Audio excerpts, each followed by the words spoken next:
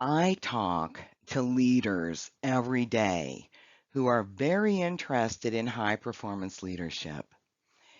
They want to know how it works. How does this work? How do we get started? And since this is a very individual program, I made this video, hopefully short and sweet.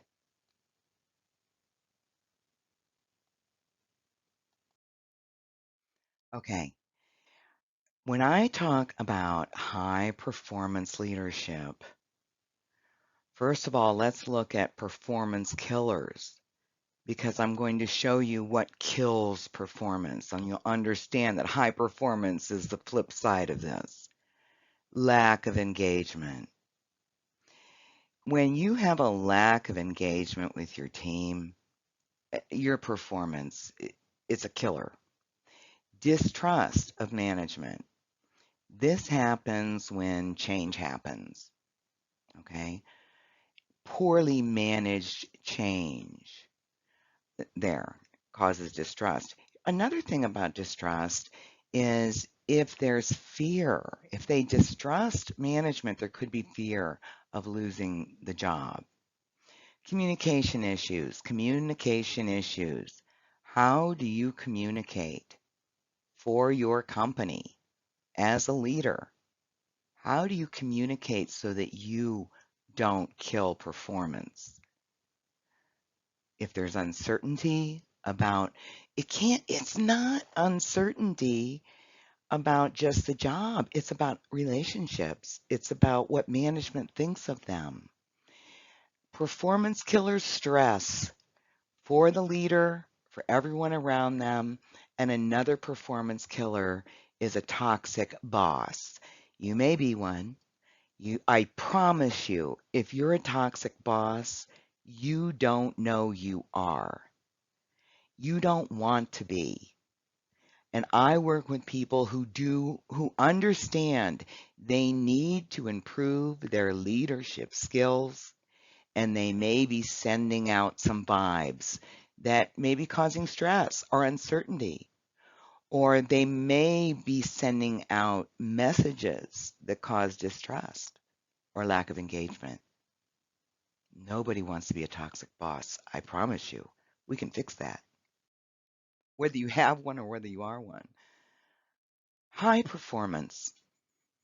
A high performance environment requires transparency and trust. Now, this is scientifically proven.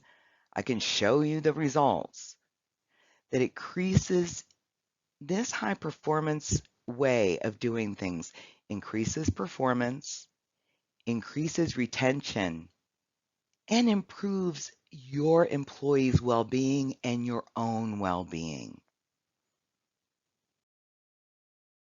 Now, how do we start? And what is it? That's what everybody, what is it? How do we start? Okay, to start the program, we need to have a discovery session. These things are complicated. What is your overall goal? What is the time frame? What do you want to cover? Where are your spots that need to be fixed right now?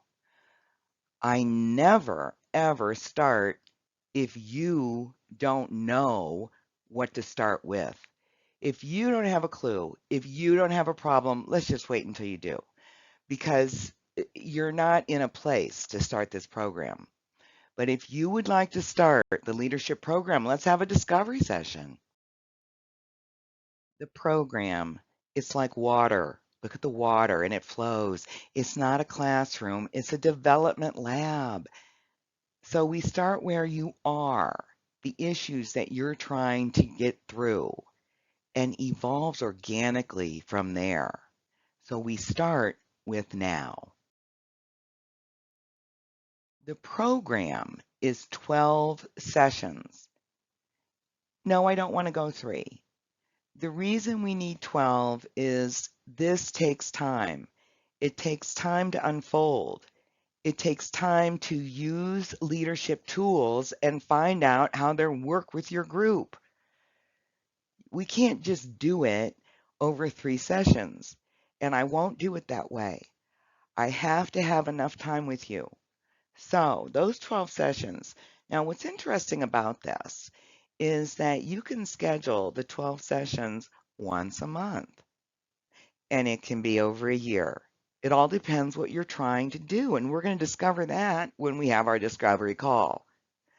Or your program may be 6 months at 2 sessions per month, or 12 months, 3 months, 6 months, 10 months, 7 months. I don't care. It's 12 sessions. We will have a timetable. Now, while we work that timetable, it may change because business changes, but we will have a place from which to start. Now, what's interesting about the program is there are executive level on-call calls. Anyone that's in the leadership program can have 15 minutes on call every day if they need it. While they are going through this process, these progress calls with me are very important. So that is unique. I'm all in and hands-on. This is extremely unique. Your program, your leadership journey is your own, and I can't say that strongly enough. For example, I just want to give you some program ideas of where you might want to get started. You may want to get started coaching your team.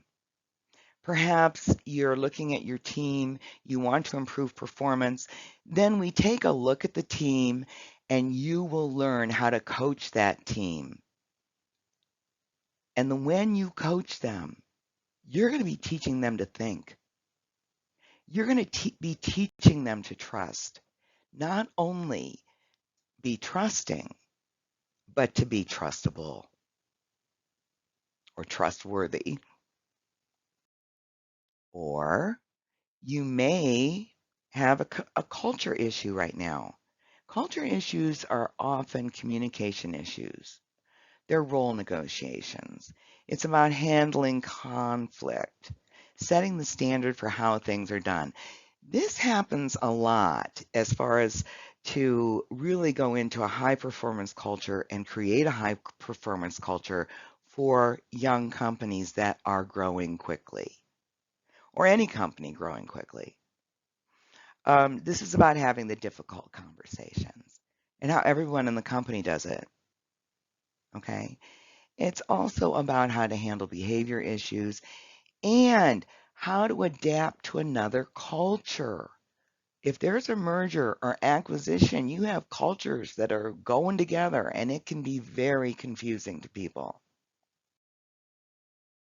Also, another idea, the program can be about personal development, coping with stress, improving work relationships, removing internal blocks that you have from becoming successful, working on your executive aura, how to lead under crisis, how to focus on what matters, motivate yourself, the self-control, goal setting, how to delegate, putting your best foot forward, how to have influence in the workplace.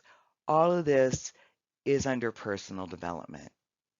So when we put the program together, you can have a little bit of this and a little bit of that. But this personal development is part of it. This is individually designed. We'll have a discovery meeting, decide on how you'd like the program to go, and what your objectives are. For example, here's what happens with a typical month if they're having one session a month. We start on the session. What is the issue? What is the topic? What needs to be changed? What needs to be worked on? We come up with a strategy and action plan. Then you'll use leadership tools throughout the month. And during the month, I am here for my executive leadership people for updates. We don't just talk once a month. When you need me, I am here. I don't care if it's once a day. I've never had anybody do that because most of the people that I work with are very busy. That's why it's designed this way. You don't have time to sit in a session for a long time. You do have time for very short updates. Okay, now let's go into when I work with leadership teams in a corporation. First of all, the team is chosen that I will be working with, but everyone must go through the individual executive coaching. We have individual executive coaching, which covers everything that I just and more. There, with all the permutations of what goes on here, um, we could be 2 years and not, be redundant. So we need to know what the team objectives are. We have the team, and then we have the individuals. I will not coach a team without coaching every individual in the team. In my experience, it doesn't work. Team coaching is great, rah, rah, rah, everybody knows what they should be doing, and it doesn't work unless the individual executive is addressed with their own individual needs.